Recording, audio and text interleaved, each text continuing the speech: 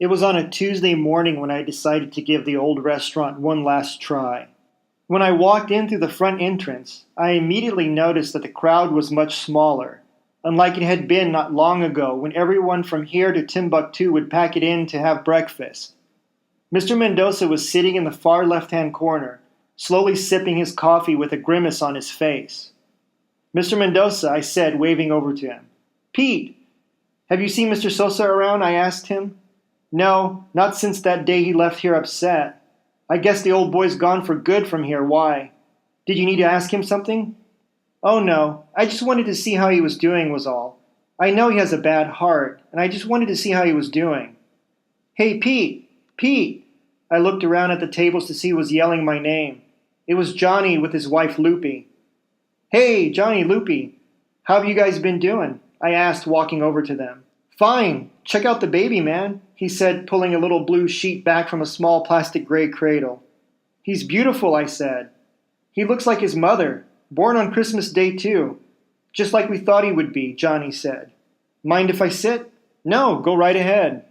"So, how have you been doing, Pete?" Loopy asked me. "All right, busy working, like always, I guess." "How do you like all the new changes in the restaurant?" Johnny asked me. "Well, I know what you mean," Loopy said.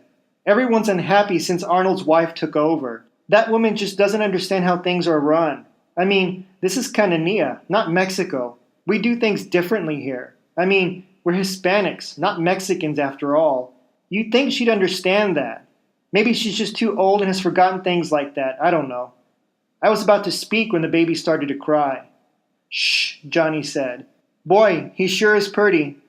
"Oh man, did you hear what happened?" Johnny said suddenly. "No, what?" "Man, Freddie Five Fingers beat up his wife again." "Why?" I asked him. "He got a job with a contractor the other morning and was gone at work all day. When he got home late that day, he discovered that his wife had drank all of his beer. So, he beat her up for it," Johnny explained over the crying baby. Loopy started to laugh when Mr. Mendoza stood up from his seat and walked over to our table. "And that's not the half of it, young man," he said to Johnny, staring down at him. "Oh yeah," Johnny said, cradling the baby in his arms.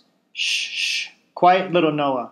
Johnny the Borracho got killed by a truck while trying to cross Leora Street too." "No," I said, dismayed.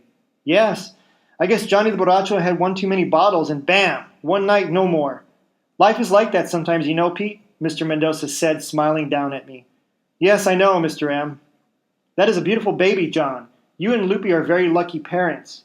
You're truly blessed," Mr. Mendoza said.